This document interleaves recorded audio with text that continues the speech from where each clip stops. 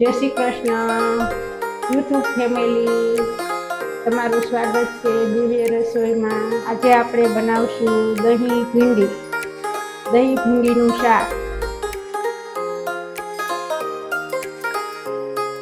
ભીંડાની સબ્જી બનાવવામાં 250 ગ્રામ મેં ભીંડો લીધો છે। આવો સરસ કૂણો એમાં આવી રીતે આમ કાપા પાડી દેવાના છે। જો મોટી સિંગ હોય તો એના 2 કટકા કરવાના, નાની હોય તો આખું રાખવાનું અને આવી રીતે આમ સરસ વચ્ચે કાપો પાડી દેવાનો અને સરસ કૂણો ભીંડો લેવાનો।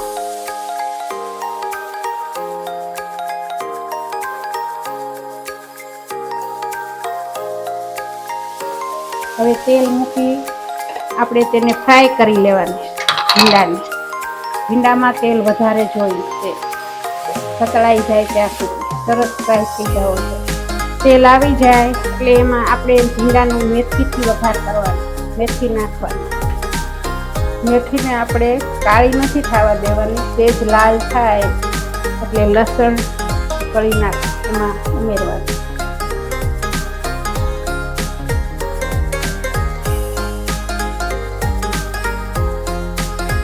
ભીંડાના શાકમાં મેથીનો વઘાર બહુ જ સરસ લાગે, સ્મેલ બહુ સરસ આવશે। મેથી લાલ થઈ ગઈ છે એટલે લસણ નાખવાનું।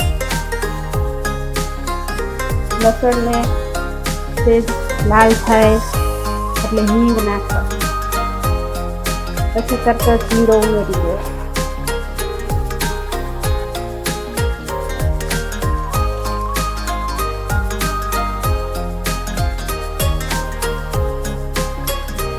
તેજ મીઠું નાખી દઈએ, નાની ચમચી। ભીંડો એકદમ ગળી જાય, ફ્રાય થઈ જાય।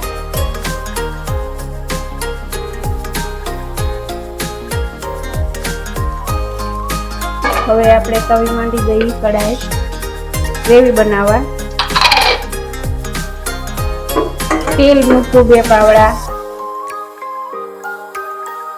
ચણાનો લોટ 1.5 ચમચી નાખ્યો છે। હવે સેજ શેકાઈ જાય એટલે આપણે ગ્રેવી બનાવી નાખવાની સરસ। ધીમો જ ગેસ રાખવાનો। ચણાનો લોટ દાજી ન જાય એનું ખાસ ધ્યાન રાખવાનું।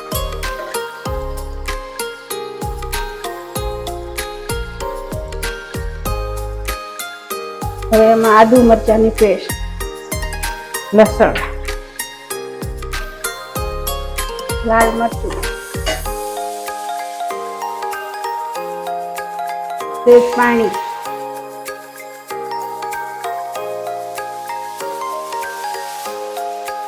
હળદર,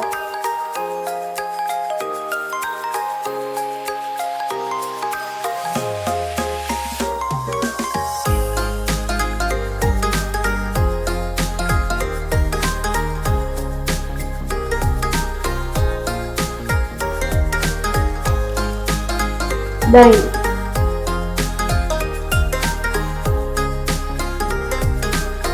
ગ્રેવી પાકી જાય ત્યાં સુધી હલાવવાની। ગ્રેવીનું મીઠું, ધાણા જીરું પાવડર,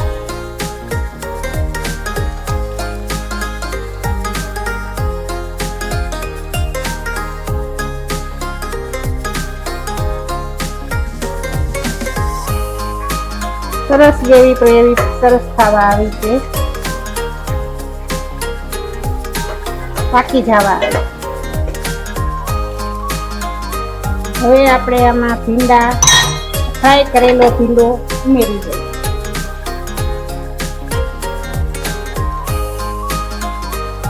આપણે ભીંડાનું શાક હવે સરસ બની ગયું, દહીં વાળું ગ્રેવી વાળું સરસ બની ગયું છે। હવે આપણે ગેસ બંધ કરી દઈએ અને સર્વ કરીએ।